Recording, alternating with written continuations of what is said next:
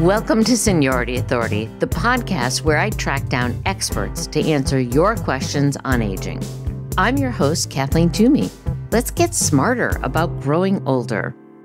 Would you like to cultivate more happiness, calm, and resilience in your life? Do you have access to a pen and paper or a computer? Then let's begin. One letter at a time. Welcome to Seniority Authority. I'm your host, Kathleen Toomey. I think it's a rare person who would not welcome a bit more happiness and gratitude in their life. Am I right? The thing is, that's a very ethereal concept. How do we actively cultivate that? My next guest has the answer. Nancy Davis Kho is a speaker, author, podcaster whose work has appeared in the Washington Post, San Francisco Chronicle, and NPR affiliate KQED. Nancy's book, The Thank You Project, Cultivating Happiness, One Letter of Gratitude at a Time, was published by Running Press in December of 2019. Nancy just completed her run as an award-winning podcaster by covering, and I love this, the years between being hip and breaking one at her podcast, midlifemixtape.com. I have admired Nancy since I started thinking about podcasting, and she is so gracious to consent to be interviewed by Seniority Authority. Thanks to our show sponsor, the Riverwoods Group, Northern New England's largest family of nonprofit retirement communities, where active adults find community, purpose, and peace of mind. Visit riverwoodsgroup.org. Now let's hear from today's guest.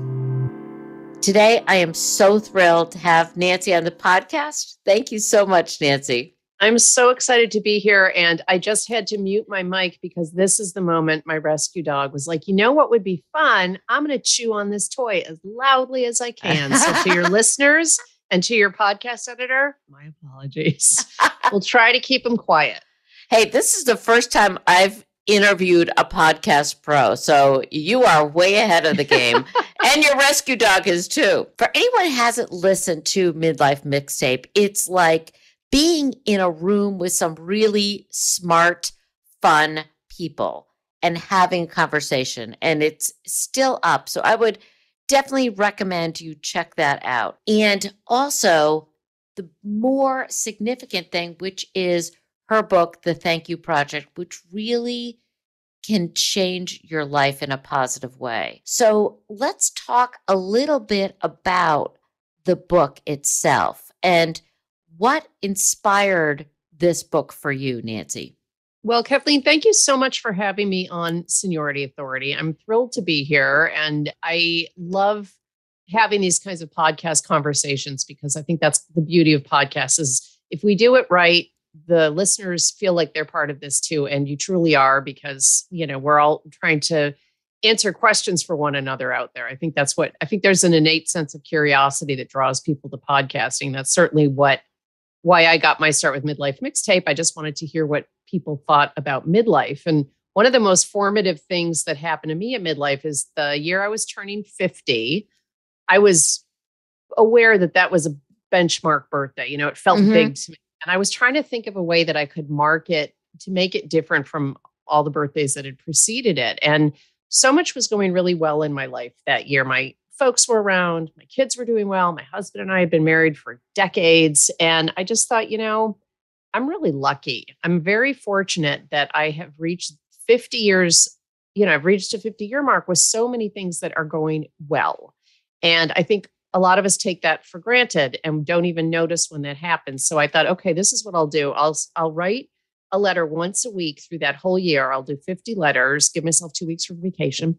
I'll write 50 letters to people who have helped, shaped, or inspired me. Those were the 3 words that I just used over and over again that year.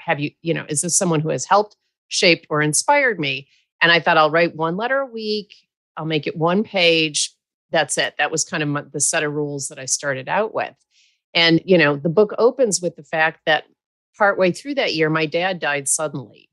And of course, he and my mom were the first 2 letters I'd written. So at a time of great grief, when all of a sudden this great year I was having flipped on its head, I found so much comfort in knowing that my dad knew how grateful I was to him. I'd written it down. My dad called me. He's like, "Hey, Nance, I framed it. I put it up over my desk." Very, very Larry Davis moment.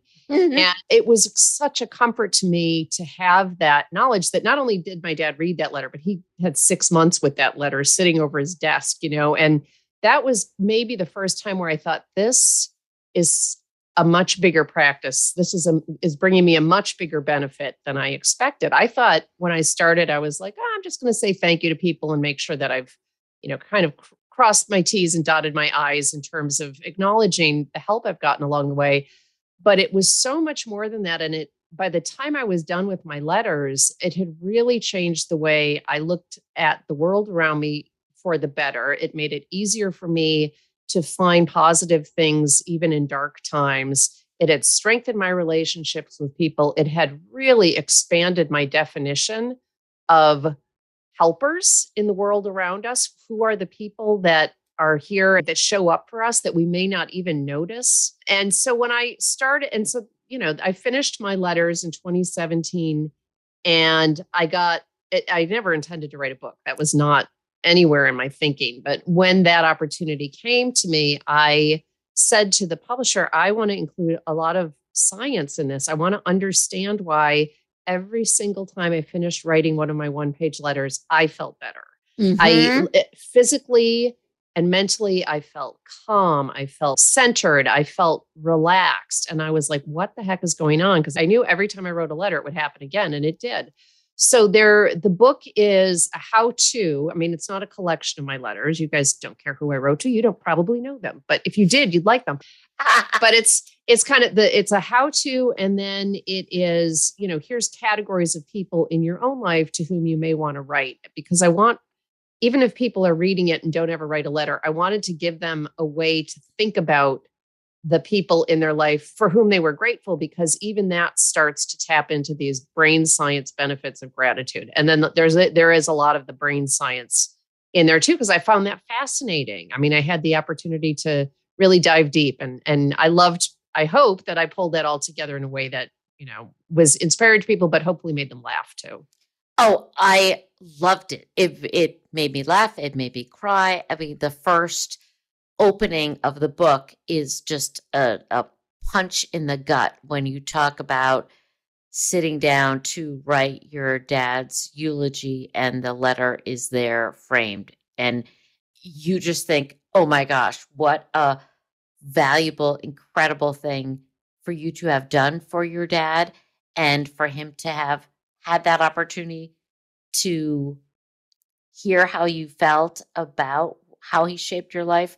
And what I love about this is it's not just here's what you can do that will change your life and other people's lives. It's not just your experiential, it's also the science based. You do, and that's where I think the fascination is the intersection between the science and the experience, is that you had this experience of writing letters, you felt better, you had a different attitude towards life and to appreciation, and you figured out why that happened and have the science in there.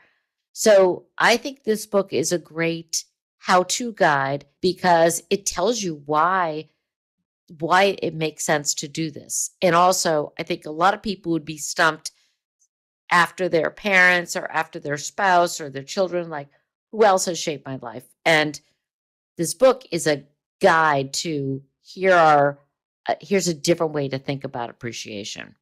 Well, one of the things that I thought was so fascinating was that it all comes down to this idea of positive recall bias and how the act of expressing appreciation strengthens your positive recall bias. So, I mean, when I initially thought of this project, I sat down and wrote down, I don't know, 22, 23 names, my family, my close friends, maybe a teacher.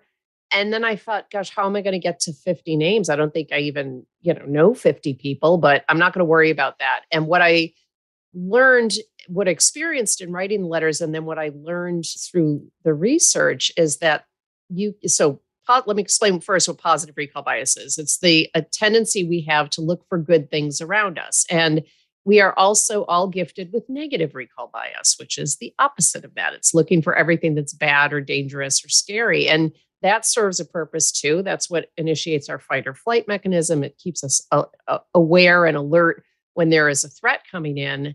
But the problem is when you get stuck there, and that's how you wake up every day and you're like, what's out to get me today?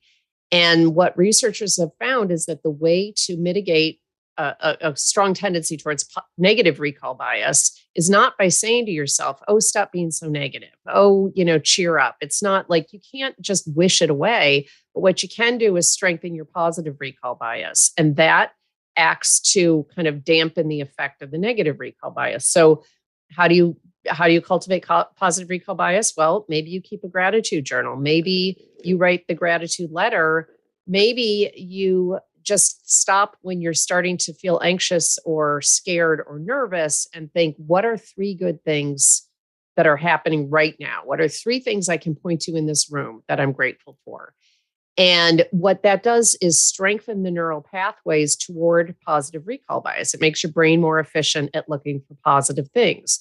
So that's exactly what I was doing, unbeknownst to me, because as I wandered into so much of this. But, in order to write a letter every week, I would have to spend some quality time each week thinking about the person to whom I was writing, thinking about what they had taught me, a time that they had really helped me when I was facing difficulties, a time that they shared my joy with me, and made it bigger in the process. And just thinking about all that stuff was already doing the work of rewiring the brain to look for more positive stuff. So what happened was as I got through, letter 20, 21, I was starting to think so much more creatively about what does it mean to help shape or inspire me, because my brain was getting better at that. And so that was the point. I thought, there are people who have helped shape, inspire me who I'm not in touch with anymore. And I don't want to be in touch with. The ex-boyfriend letters, the bad boss letters. But those were people who taught me something through negative example that I still carry with me, or not even negative example, like the boyfriend who tried to teach me how to drive a stick shift. God bless. It never took, but I had a boyfriend like that, but he was trying to teach me tennis. It never took. No, but it was really still close my eyes. What a nice thing. Like that they spent the time and tried to teach you something. That was really nice. And so I could write those letters and express my gratitude for something and not mail the letters and still harvest all of those good benefits that I talk about in the book, better quality of sleep, lower blood pressure, all these good health supporting things that come through a deliberate expression of gratitude. You get that by writing the letter, not by the reaction to it. And you mentioned how my dad benefited from having that letter. I'm sure I benefited more than him, because it brought me peace to know that I'd done it. So through, I talk about this book. I really encourage people to go ahead and send the letters when they feel comfortable with it. But you're doing it's really very centered on the writer in a strange way. You're writing these letters to other people, but it's so much about the writer. And I think that's something that's really amazing about it. And I really feel like we are, and tell me if I'm wrong, but I feel like right now in our culture, we're more wired for the negative recall bias versus the positive. I mean, every day you turn on the news, your brain is being fed like, look for bad stuff, look for bad stuff. Yeah. It absolutely is. And it's part of the reason I started when I sunset the podcast at the end of 2020. What year is it now? When I sunsetted at the end of 2021, I started doing just a monthly email newsletter, because part of what I wanted to do in that newsletter was send out stories of good things happening, because I know that it is happening. There's really great, scientific advances and climate things that are happening that are actually good.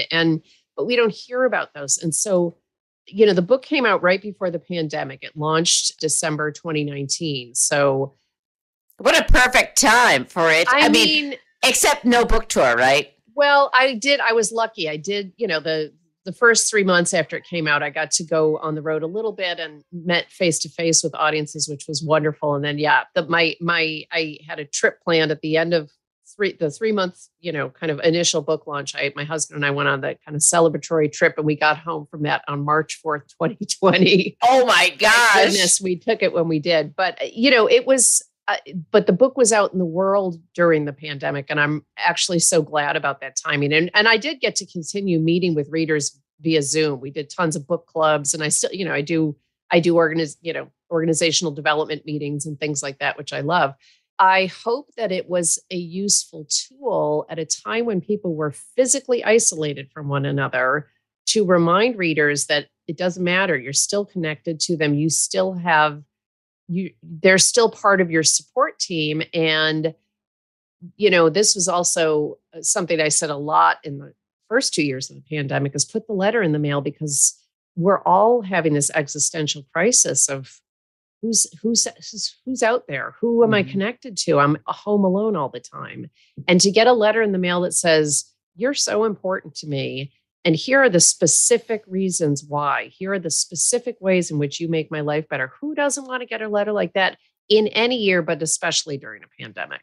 Absolutely. Well, first of all, who doesn't want to get a letter, period, as opposed Period. to a bill Period. or period. Who doesn't want to get a letter? And then to get a letter that is that thoughtful. And if our listeners are like, how do I even begin? I'll just tell you, by that Thank You Project, and that is all the guide you need. Also, if you want to connect with Nancy's monthly email list, go to Davis Kho, DaviskHO.com, and you can sign up for her email there. And the links are going to be in the bio. But who doesn't want to get a letter like that? And what you're talking about is no different than any other practice. It's no different than eating healthy or exercising or sleeping. It's a matter of doing it again and again to rewire the neural pathways versus rewiring muscle memory when you're doing exercise, or getting used to eating healthy when you're trying to do that. It's practice. And Right.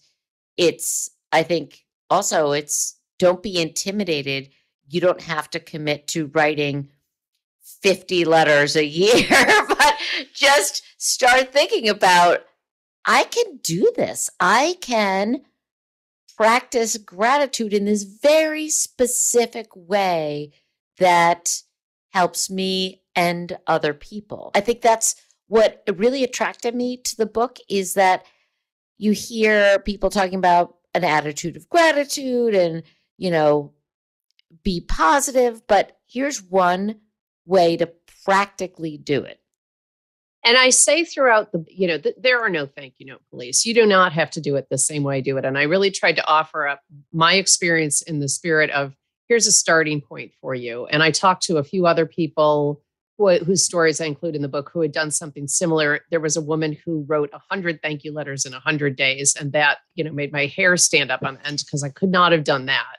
But she loved it. And then my friend Kathy, who wrote 50 letters for her 50th birthday party. And that was the table favor. Every person at the party had the letter waiting for them.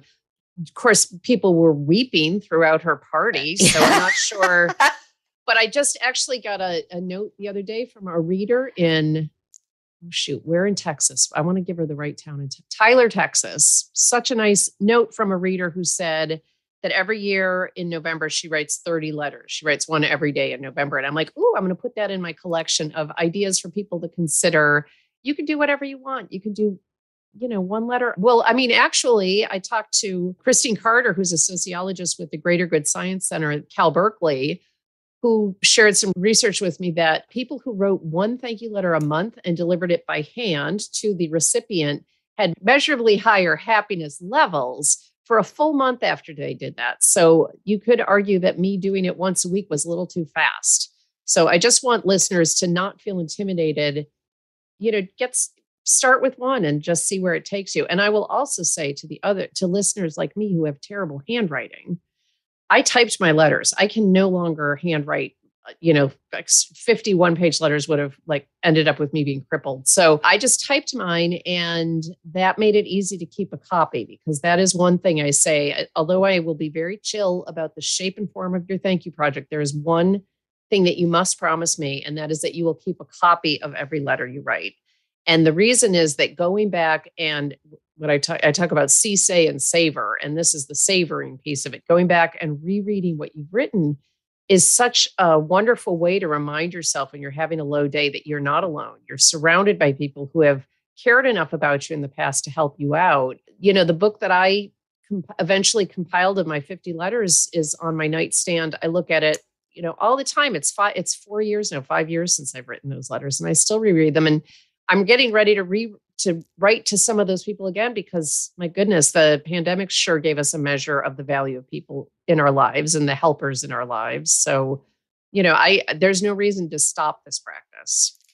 That's awesome. And that was going to be a question I had is what's the reaction been from people who have read the book? And so it clearly they're sharing their own practices with you. Are you pleased at the response that you've gotten from readers? It has made the whole thing worthwhile. This is my first book. I published my first book at age 53. So everybody keep writing books. And it's been absolutely wonderful. I always say, I'm glad I didn't write a true crime story, because people come up to me and say, let me tell you about the experience I had writing the thank you letter. They say, oh, this book made me think of my Aunt Myrtle, and I'm going to write. And so I share these great stories instead of telling me about murders, because if I'd written a true crime book, that might be what happened. But, I just hear the most beautiful stuff. I was part of a book club in Oakland, here where I live in Oakland, California. I went to a book club of women who were all in their 60s and maybe early 70s.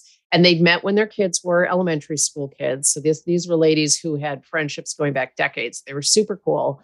And one of them let the group know while I was there, they'd been meeting forever, let them know that her ex-husband had passed away, and they'd all known him. And, that this woman had co-parented a son with this man. And so she had very complex feelings about the loss of somebody who, she had been divorced from.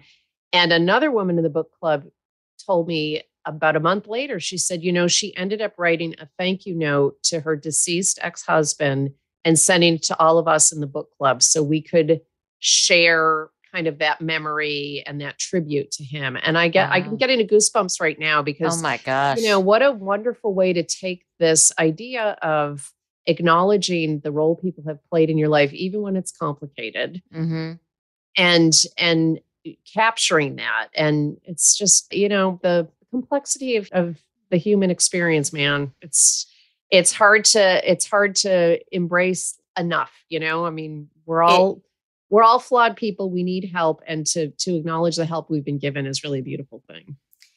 And I'm glad that you mentioned that, because it's not simple, and relationships are complicated. And I think this is a really, Kathleen and I this is my aside. Kathleen and I had a pre-call, and for 45 minutes, we went into this topic. So we should have had the mic rolling then. Oh my gosh. That was one of the most amazing pre-calls, and it started a bunch of things going on in my life, which I'm still working on. Well, but I think the thing is, relationships are complicated, and right now in the world, people are too black and white, and they're like, this is bad and this is good. And life is more complex than that. And to be able to discern within a complicated relationship, here is what I am grateful for. Here's what I really don't appreciate and don't like and maybe hate, but there is this other part. But you get to choose which of those things you focus on. And I think, it's not giving anything away that we talked a lot about how forgiveness became a big part of my letters, which was, again, something I wandered into backwards, not seeing it coming.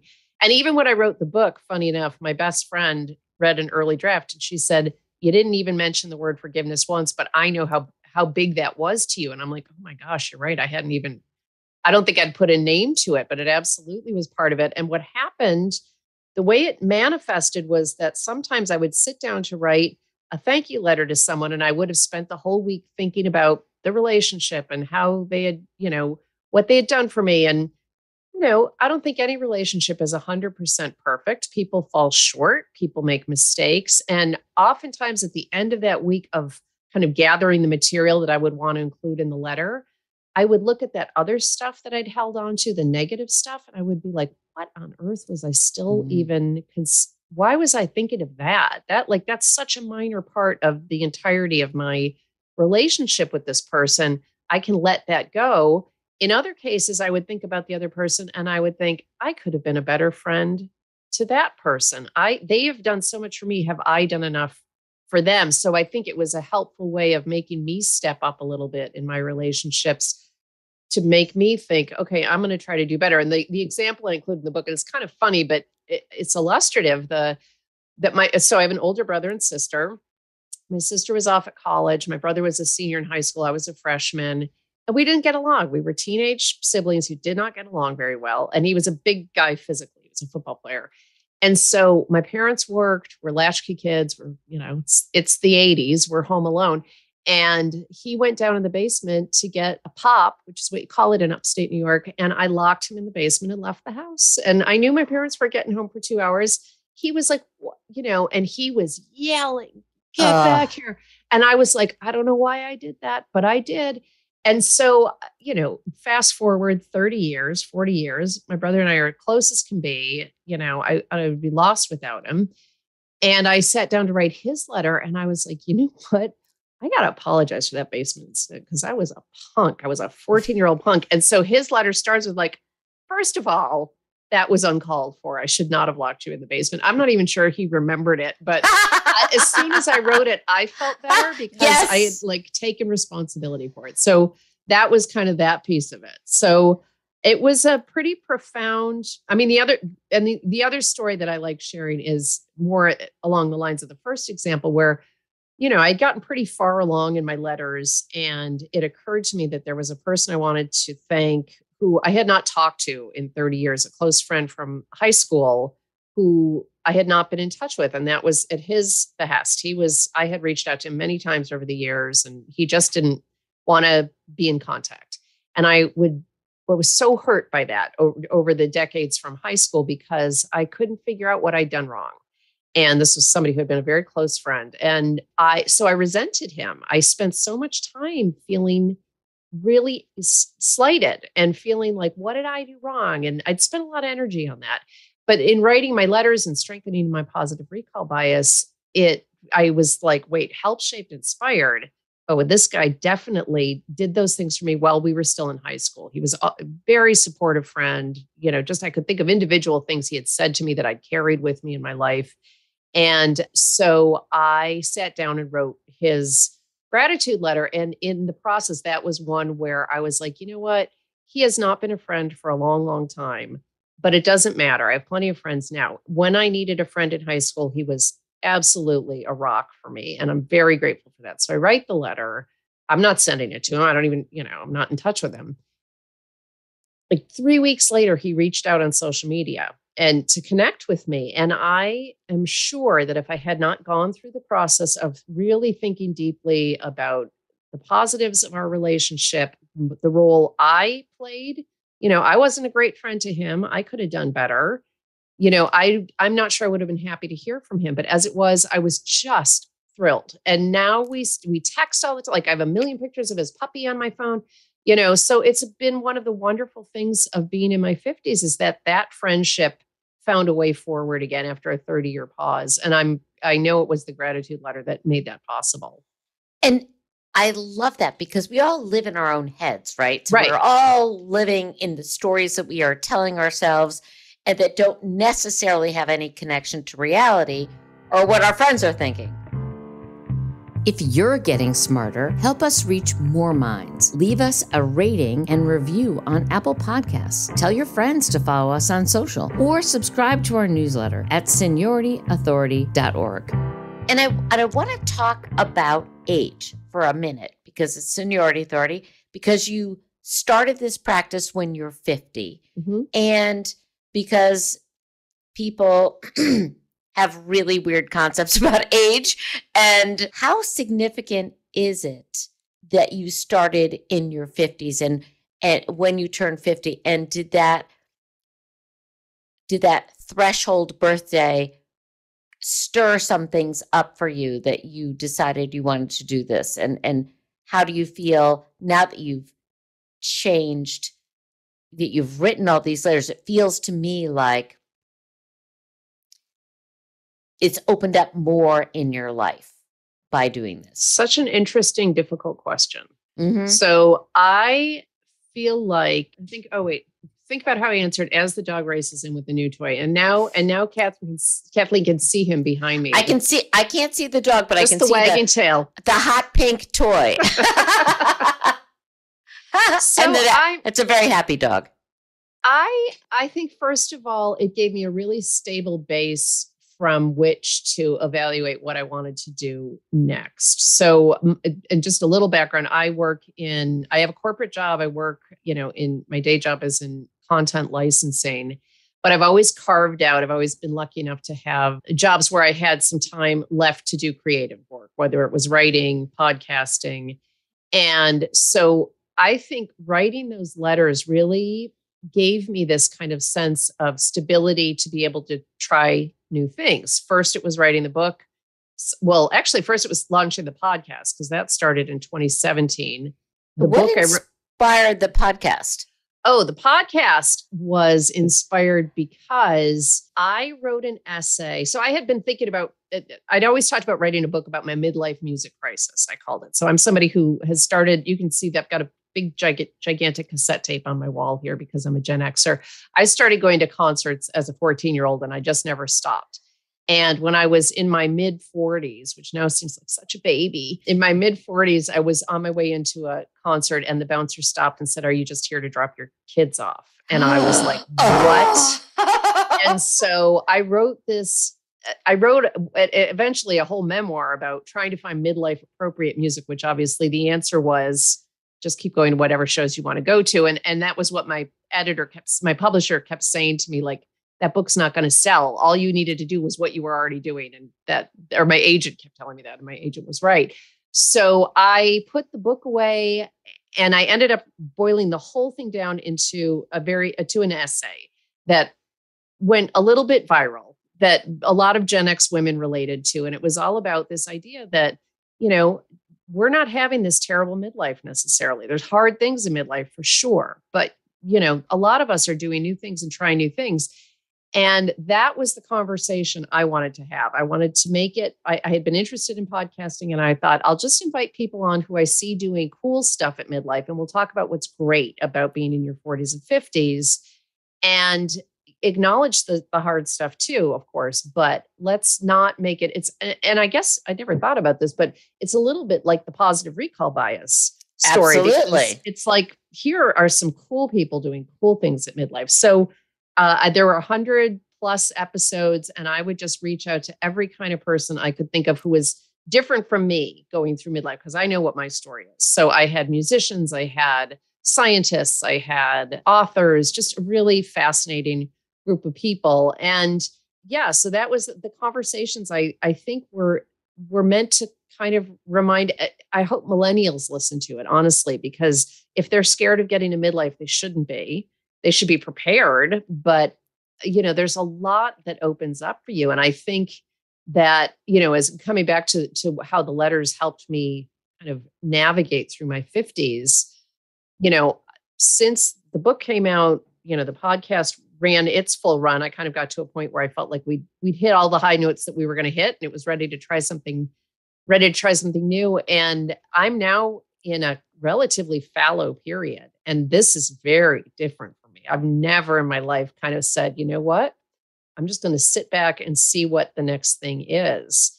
And it's been about 6 months since I shut the podcast down. I do the monthly newsletter, but other than that, I'm kind of resting. And my dad passed in 2016. My mom died during the pandemic.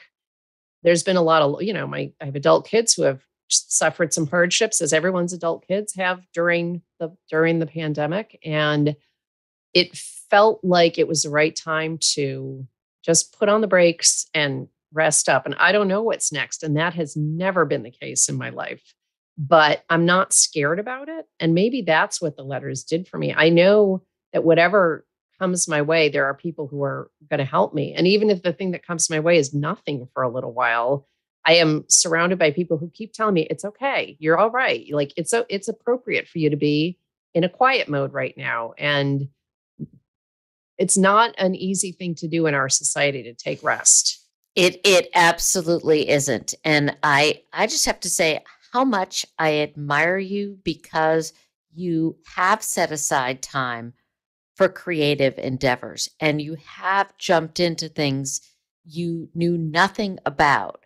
Like you jumped into podcasting because you wanted to explore midlife in a positive way and you want to kind of change the message about Right. being in your midlife. And then you did these gratitude letters. And then you not only did the gratitude letters, you wrote a book about how to do that to share it with more people. So you're always innovating and you're not afraid, you're not being held back. And I think one thing in our society is we are so focused on content and productivity and accomplishing more and more awards and more this and more that. To the fact that you stepped away from your podcast when it was at its height is really fabulous because it takes a lot of guts and it takes a lot of self-confidence. And one of the books I recently read and interviewed is Arthur Brooks from Strength to Strength. Sure. And he does that. He did a similar thing. He stepped back from his super successful career and said, I need time to figure out what I want in this next chapter. And I need time to reflect and consider as opposed to produce. Right. So I give you a huge amount of credit. I think you are creating a new way of going forward. And importantly, a new positive way of going forward where you're not denying that you are at a different age and stage. And each age and stage is you're taking the wisdom of all those years and making something new with it. Well, I always thank you for saying that. I really appreciate that. And it's great to, it's always great when you hear of other people who have done it successfully or have, made the same choice. And a friend of mine, everybody listening, I'm sure has suffered some grief and loss during the pandemic. And regardless of whether someone you love, passed away with COVID, it's not just that. There's so many things that have been hard in the last 2 years. And I told a close friend of mine in December that I was shutting down the show. And he said, oh, of course you are. You need time to tend your feelings. And I just love that phrase because that was exactly what it is. I can't tell you how much of January and February I sat brooding and looking out the window and just thinking and thinking and thinking. And then I shifted into book reading mode. And my concern for Nancy now, if I may speak about myself in the third person, is all I really want to do is read books. So that's like, I have to kind of discipline myself to say, like, just stare into space a little bit more. Cause I believe, I know that in every other case where, whether it was the book, or the podcast, becoming a writer at age 40, I had just done corporate work to that point. I always had that, that sense of this is the right path for me. And it's just weird not to know what the next one is going to be. But I shared with you this quote that I loved so much from Emily McDowell, who has started a podcast called Quitted. And she sold her very successful stationery business and, with the idea that she was going to take some time and do the next thing. And she's about 6 months through that process now. And I'm on her newsletter list. Emily McDowell's great. And she has said the same thing as me, just like, oh, I thought by now I would probably know, and I don't know. And so she's a beautiful designer and graphic artist. And so she had sent it. Can I read that quote? Because I think I sent it over to you. And people go to Emily McDowell, McDowell.com, I think, just search for her. She has the cards that you wish your corner store carried. And I buy them in bulk. You can order them in bulk from her. Please do, because they are the cards that we need in the world. They're called empathy cards, and they're very realistic. Like the one I usually, unfortunately, have on hand is, in case anybody I know is diagnosed with anything scary, there's one that says, please know that I will be the first person to punch in the face somebody who tells you that they found a cure for it on the internet, or Yeah. But she had this great quote she sent out in her newsletter recently. And she said, when you find yourself in the space between no longer and not yet, resist the urge to get out as quickly as possible. Make yourself at home in there. If you're going to sit in discomfort, get yourself some fun throw pillows. Be curious, stay open, make room for grief and grace. Let the next thing find you instead of the other way around. Remember that you are not waiting for the next part of your life to begin. You are living this part. And that just resonated so much with me because I'm just trying, that be here now thinking this is what I'm going through right now. And I trust and believe that someday something else will come along. And if not, there's still a lot of books to read. There's still a few on my nightstand to get through. Well, you can't talk to me about books because I am. What do they call it? The smokers that Oh yeah, where you light one. And that's me. I put a book down. I take the next one, and I have a list of them. I never am without at least 5 books. To go on a trip, Andrew and I went to Hawaii in March on vacation, and I packed 2 books, and I was done by Wednesday, and we were there till Saturday. And I brought him one, and I'm like, I'm sorry, I need to take this back from you. Like, I'm sorry, you're partway through it. I'm going to have to read it now because I cannot be without a book. Yeah, I am the same way. They are my safety blanket. And and I just want to say I am so sorry that both of your parents passed so recently. And it's really hard to deal with grief. And it's something that we don't talk about. We're not comfortable with that. And we expect that people are going to accept our texts and our one cards and our one meal, and you're going to be fine in a couple weeks. And that doesn't always happen. And grief does not have a timetable or a calendar, and it's awful. And it hits you when you least expect it. And I think we should have more awareness of that as a society and give people more time to mourn.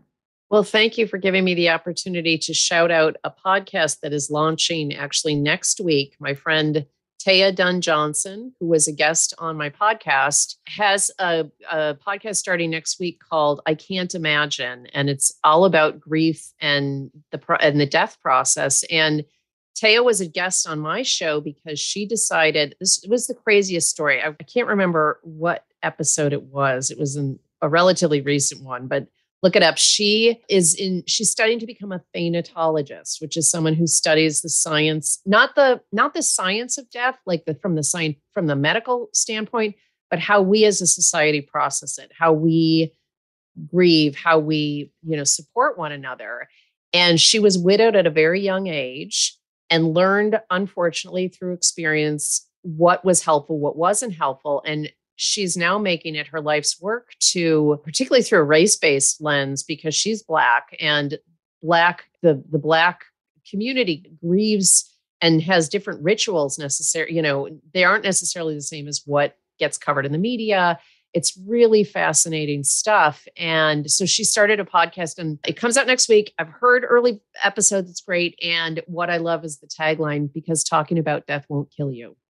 And I think such a good service, because literally everyone listening will experience death, and so will your loved ones. And so talking about it and preparing for it doesn't have to be scary, and can make the grieving process seem less terrifying, can make the process of supporting someone as they transition more gentle. So I'm really excited because she's a wonderful writer, and I know I'm really excited for her show to come out. But, I feel so strongly that when you haven't lost a family member, and I'm so glad for anyone listening who has never experienced that.